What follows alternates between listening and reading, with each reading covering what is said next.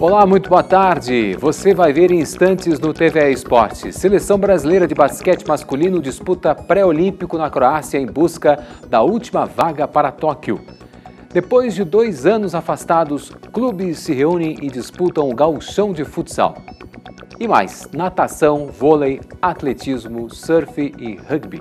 O TVE Esportes está no ar.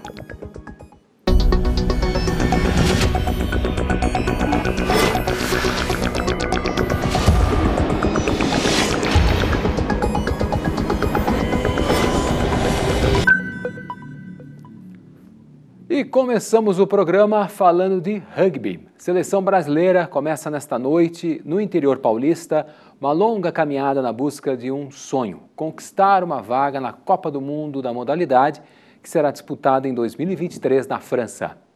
Os Tupis, como é chamada a seleção brasileira masculina de rugby, enfrentam o Paraguai às 7 horas da noite deste sábado em São José dos Campos, São Paulo. É o início da eliminatória para a Copa do Mundo de Rugby daqui a 2 anos na França. O Brasil quer disputar pela primeira vez a competição, que é o terceiro evento esportivo mais visto no mundo. O sistema de classificação é dividido em 3 fases. Na primeira, um jogo eliminatório direto contra o Paraguai. Quem vencer vai para o triangular em Montevidéu, no Uruguai. Se passar pelos paraguaios, os tupis vão enfrentar o vencedor da partida entre Chile e Colômbia. Em seguida, o adversário será o Uruguai. Os 2 melhores vão decidir 2 vagas contra os 2 melhores colocados da América do Norte. O percurso é longo e ainda tem uma última oportunidade: a repescagem mundial contra seleções da Europa, Ásia, Oceania e África. E a TVE começou a transmitir nesta semana o gauchão de futsal. O primeiro jogo você acompanhou aqui na TVE na última terça-feira, um empate entre a CBF e a Soeva, e todos os sábados às 6h30 da tarde a gente vai transmitir um jogo ao vivo.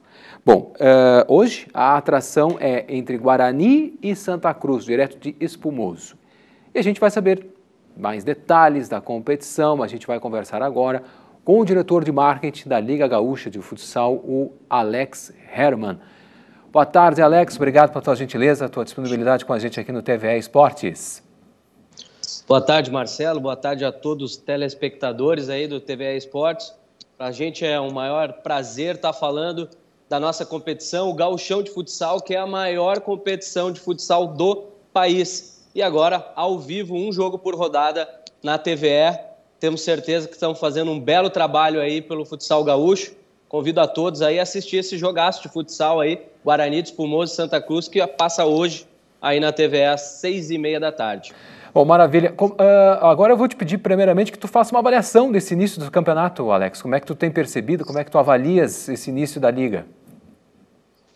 Show de bola. O Gauchão de Futsal é o maior estadual de futsal do país. São 19 equipes disputando. Tem 5 equipes no Gauchão que representam o futsal gaúcho a nível nacional, que participam das competições da Liga Nacional de Futsal, da Copa do Brasil e da Taça Brasil. Então, é certeza de que o amante da modalidade vai ver grandes jogos. Nós que temos um futsal super tradicional, vitorioso. Então, assim, a avaliação é a melhor possível, né? Já aconteceu jogos como Horizontina e Atlântico na abertura do Gauchão. 7 títulos estaduais, o Horizontina uma camisa fortíssima, o Atlântico também um grande representante do futsal gaúcho. Tivemos ao vivo nessa última terça-feira a CBF e a Soeva, 2 grandes clubes de camisa também, representantes do futsal gaúcho na Liga Nacional. Então, assim, nossa expectativa como um todo é o gauchão seguindo referência nacional e internacional na modalidade. Então, a gente vai ver com certeza grandes jogos e o melhor do futsal brasileiro está aqui no Gauchão de Futsal. Muito bem. Então, como é que se estrutura a Liga, Alex? Também fala um pouquinho para a gente sobre a questão da transmissão também pela internet, que também está acontecendo pela Liga. Legal. Bom, a Liga Gaúcha de Futsal, ela foi fundada em 2017 para gerir a principal competição, a elite do futsal gaúcho. Ao longo do tempo, nós crescemos. Hoje, a Liga Gaúcha de Futsal gere a Série A, que está sendo transmitida aí com a TVE, na TV aberta para todo o estado e também no digital, no online, né? 100% dos jogos do Gauchão Série A são transmitidos nas plataformas digitais, tá? Ou no Facebook da própria liga, ou no Facebook dos próprios clubes, e um jogo por rodada ao vivo aí na TVE, na EAV TV, tanto na televisão, né, quanto nos canais digitais. Para nós é super importante estar alinhado nesse quesito, né? Porque o futsal hoje está em todos os cantos do país, todo mundo está com os dispositivos conectados, então assistir não só na TV, quanto nos canais digitais é super importante. A gente tem certeza que está atendendo todo o público amante do futsal, tá? Maravilha. Bom, falando sobre, agora tu falaste sobre público, né? Existe uma pequena possibilidade, é possível talvez até ter público? Existe essa expectativa? Como é que vocês têm trabalhado em relação a isso? Público presencial nos jogos, né? Perfeito.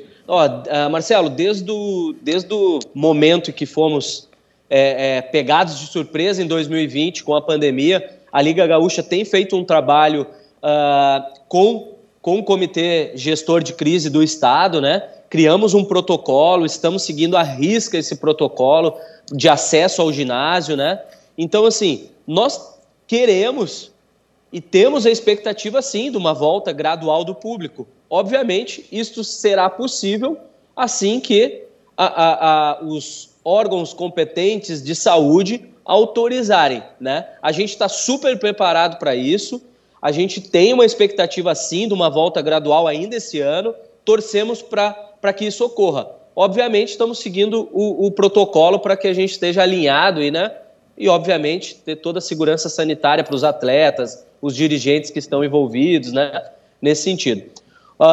Fizemos um estudo, Marcelo e telespectadores, sobre o impacto econômico que o futsal gaúcho tem nas comunidades. Marcelo, são mais de 30 milhões de reais que a nossa modalidade, a Liga Gaúcha, o Gauchão de Futsal, deixa nas comunidades. Isso, a volta do público, por que isso tem a ver? Porque muitos clubes sobrevivem do ingresso, do bar, tem toda uma cadeia produtiva em volta da nossa modalidade que é super importante a gente alimentá-la, né? Só de transporte, alimentação, custo de arbitragem, enfim, alguns clubes com salários, né, de atletas. Isso é uma cadeia muito grande, é uma força uma cadeia produtiva muito forte, e é super importante a gente buscar alimentá-la.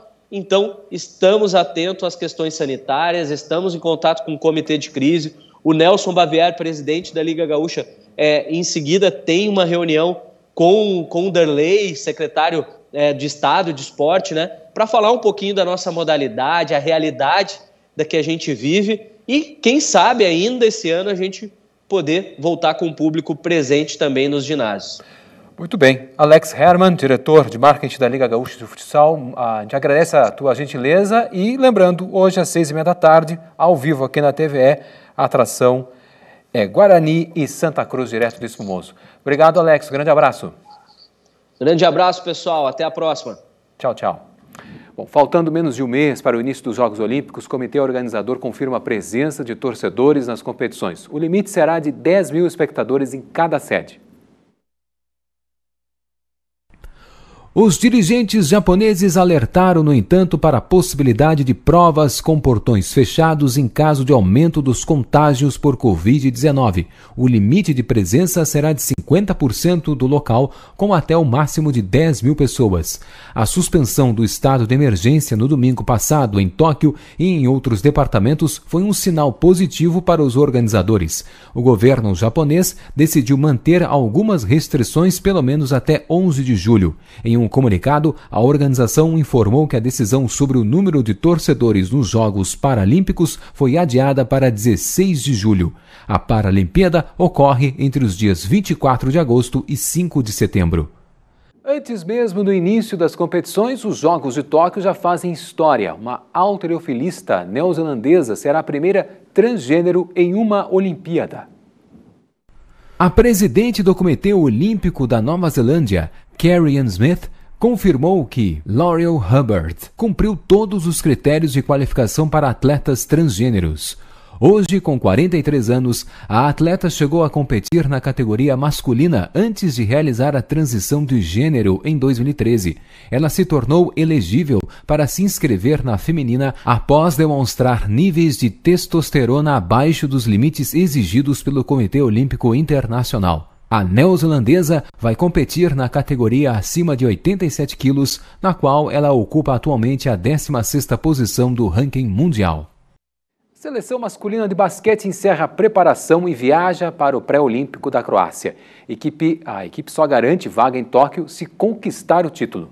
O time brasileiro está a 3 dias da estreia. Após os 2 jogos preparatórios contra a Polônia, o técnico Aleksandar Petrovic fará um corte na equipe, ficando com 14 atletas. O embarque para a Croácia acontece na segunda-feira. Em Split, mais 2 jogadores serão cortados, totalizando os 12 brasileiros que farão parte do time. Na terça-feira, o Brasil fará contra a Tunísia seu primeiro jogo no torneio. Na quarta, o rival será a Croácia. Os 2 melhores desse triangular avançam para pegar os 2 primeiros entre Alemanha, Rússia e México.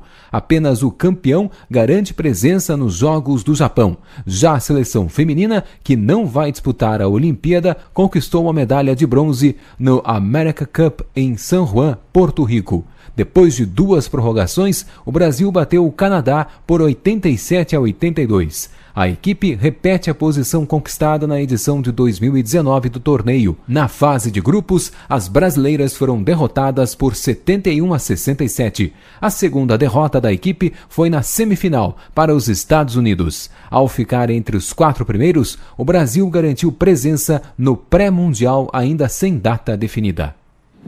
Seguimos no clima olímpico, agora falando de vôlei de praia. As duplas brasileiras que vão estar em Tóquio confirmaram a boa fase na preparação.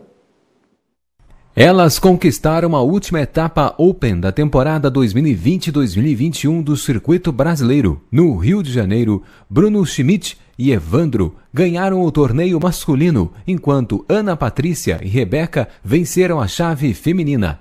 Fora das competições desde o fim de abril, Bruno e Evandro voltaram conquistando o segundo título da temporada. Na decisão, eles venceram Jorge e André Stein, bicampeões do circuito brasileiro, por 2-0, parciais de 21-18 e 22-20. A decisão feminina foi muito equilibrada. Ana Patrícia e Rebeca garantiram o terceiro título da temporada. A dupla, uma das representantes do Brasil na Olimpíada, venceu Bárbara Seixas e Carol Solberg no tie-break 21-23, 26-24 e 15-13. Destaque também para o vôlei aqui do estado. Neste domingo, São Leopoldo cedia a etapa Open do Circuito Gaúcho de Vôlei de Praia Feminino. As duplas vão se enfrentar nas quadras do 4Play Beach Sports, no município do Vale dos Sinos. No último final de semana foi disputado no mesmo espaço o Open do circuito masculino. Participaram 23 duplas da competição. O título da etapa ficou com Kaique e Roger. Júlio e Rafael foram a dupla segundo colocada, com Pedro e Tuca em terceiro. E tem vôlei de quadra também no domingo. Estrela cedia a Copa RS Adulto Feminino com a participação de 6 equipes. Os jogos ocorrem no ginásio do Colégio Martim Luther, a partir das 10 horas da manhã. TV Esportes faz agora um breve intervalo. A gente volta daqui a pouco para conversar com a gaúcha que garantiu presença em Tóquio na prova mais longa das piscinas olímpicas. Um instante só.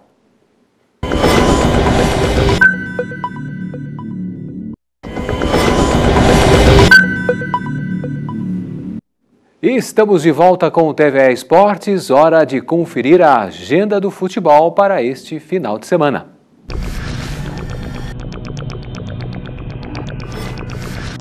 Juventude e Flamengo abrem neste domingo, 11 da manhã, em Caxias, a 7ª rodada do Campeonato Brasileiro de Futebol. Em 14º na classificação, o time da Serra empatou em 1-1 com o América Mineiro na última quinta-feira em Belo Horizonte. Em Porto Alegre, 8 da noite, o Grêmio recebe o Fortaleza, terceiro colocado na tabela. Em último, o tricolor busca a primeira vitória na competição que deixou escapar no final da partida contra o Santos, quinta passada na Arena. Golaço de Marinho fechou o placar em 2-2. Primeiro ponto gremista no Brasileirão. Com 8 pontos e em 13º lugar, o Internacional visita o vice-lanterna do América em Minas Gerais neste domingo, 8h30 da noite. Na quinta, estreia do novo técnico Diego Aguirre. A equipe colorada aplicou 2-1 na Chapecoense, primeira vitória vermelha na Arena Condá, em Santa Catarina. Sem a mesma sorte do profissional, os juvenis do Inter levaram 3-2 do time da casa sábado em Chapecó e tentam recuperação nesta terça, 3 da tarde, contra o Sport em Recife. Com 10 pontos, o Colorado caiu para a 6ª posição no grupo B do Campeonato Brasileiro de Futebol Sub-17. Pelo Brasileirão Sub-20, o Colorado estreia neste sábado, 3 da tarde, contra o Corinthians em São Paulo. A estreia do Sub-20 gremista é no domingo, também às 3 da tarde, contra o Botafogo, no CT Hélio Dourado, em Eldorado do Sul. No último sábado, pelo Grupo A do Brasileirão Sub-17, a representação carioca levou 2-0 dos juvenis do Grêmio, que subiram para a 5ª posição na tabela com 10 pontos. Nesta terça, 4 da tarde, em São Paulo, o adversário tricolor será o vice-líder Palmeiras. Palmeiras, que será o adversário gremista nas quartas de final do Campeonato Brasileiro de Futebol Feminino. As meninas do Grêmio garantiram o 7º lugar e uma vaga nos play-offs com um empate em 0-0 com o Botafogo, quinta passada. Mesmo dia em que as gurias coloradas perderam para o Real Brasília por 1-0 fora de casa e estacionaram na 6ª posição. O Inter decide uma vaga às semifinais do Brasileirão contra o São Paulo. Os duelos de ida estão marcados para o dia 15 de agosto. A nadadora gaúcha Viviane Jungblut vai participar dos Jogos Olímpicos de Tóquio nadando na prova dos 1.500 metros nado livre, né? E é com ela que a gente vai conversar agora aqui no TV Esportes. Boa tarde, Viviane, obrigado pela tua disponibilidade, tua gentileza com a gente aqui. Já te começo te perguntando qual é a sensação, uma sensação de alívio, passaporte garantido? Oi, boa tarde. Com certeza, uma sensação de muita felicidade, muita gratidão. Um certo alívio depois de mais de um ano, né, de prorrogação da seletiva olímpica, agora eu consegui garantir a vaga olímpica. Maravilha. E com recorde nacional, né, Viviane? Com recorde. Ele era meu antes da seletiva. Eu fiz 16:22 em 2017 e na seletiva olímpica, que teve em abril, a Beatriz Gisotti baixou um pouquinho o tempo. E agora, na repescagem da seletiva, dia 11 de junho, eu baixei um pouco mais novamente. Maravilha. Bom, qual é a programação até Tóquio? O que está programado até lá? Eu vou ficar treinando no Rio de Janeiro, no centro de treinamento do time Brasil. Eu embarco para Tóquio metade de julho. Eu optei por ficar treinando aqui no Brasil mesmo e ir direto para Tóquio. Não fazer nenhuma competição pré-olímpica e nenhum training camp na Europa, justamente porque esse meu ciclo vai ser mais reduzido. Como a minha seletiva foi praticamente 2 meses depois, eu tenho menos tempo de treino agora até a seletiva, até os Jogos Olímpicos. Então a gente optou por focar no 1.500 e ficar treinando aqui no Brasil. Muito bem. Bom, a gente conversando com muitos atletas até do ano passado para cá, até muitos estavam muito frustrados, né? A frustração era um sentimento muito comum pelo fato da suspensão das Olimpíadas, né? Agora, nesse momento, a questão do foco, a gente, no teu caso até, é mais um foco, existe o mental ou muito mais físico? O que deve se trabalhar nesse momento até as Olimpíadas de Tóquio? Até mesmo falando dos sentimentos que tu sentiste do ano passado para cá, em meio a essa questão da pandemia. Agora é um equilíbrio, é conseguir achar um equilíbrio para estar em plena forma física, mas também mental. Porque a pandemia ainda não acabou, então ainda tem um pouquinho do foco em relação à pandemia, mas a gente já tem um cenário com um pouco mais de certeza, a gente já sabe que os Jogos Olímpicos vão ser realizados, e agora eu também já tenho a minha classificação. Então, com certeza, é focar muito nos treinos e trabalhar bastante para representar bem o Brasil em Tóquio. Maravilha. Bom, e a questão da representação do Brasil, o que dá para... O Brasil tem chances? Até a própria... na maratona aquática, o que dá para falar? Como é que tu avalias essa questão? Não, o Brasil tem chance. Eu acho que todo atleta tem que ir acreditando no sonho e acreditando que vai vencer. Né? Na natação, eu sempre digo uma raia e uma chance. A gente precisa de uma raia para estar lá batalhando por uma vaga na final ou por um pódio olímpico. Então, eu acredito sim que o Brasil tem muita chance, não só na natação, não só na maratona aquática, mas em todos os esportes em geral. Maravilha. Os principais adversários na modalidade, o que dá para esperar? Quem é os mais fortes? Na minha prova, no 1500, a mais forte, com certeza, é a Kate Ledeck.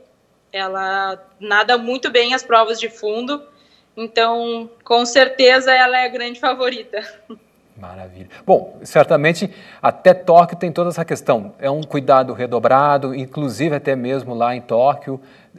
Isso é o que dá para se esperar, né? Esse cuidado, é importante salientar isso, né? O cuidado em virtude até mesmo da pandemia, né? Como tu disseste, não acabou, né, Viviane? Com certeza. E pelo que eu ouvi falar e o COB repassou para os atletas, vai ter um grande protocolo de segurança.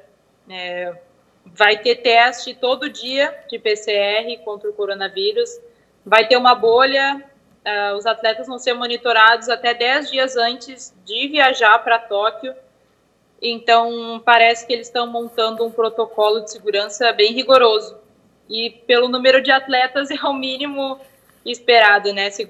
Saúde em primeiro lugar. Maravilha.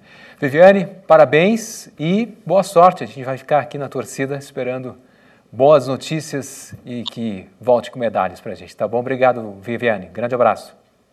Muito obrigada. E eu gostaria de deixar aqui meu agradecimento especial ao meu clube, o Grêmio Náutico União, ao COB, a CBDA, aos meus patrocinadores, Força Aérea Brasileira, Speedo, Bolsa Atleta e minha família e todo mundo que me acompanha e torce por mim.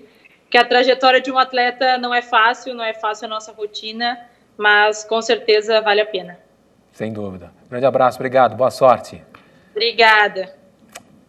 Bom, na piscina, da piscina, vamos para as pistas do atletismo. Destaque para um novo recorde mundial da paratleta brasileira Beth Gomes.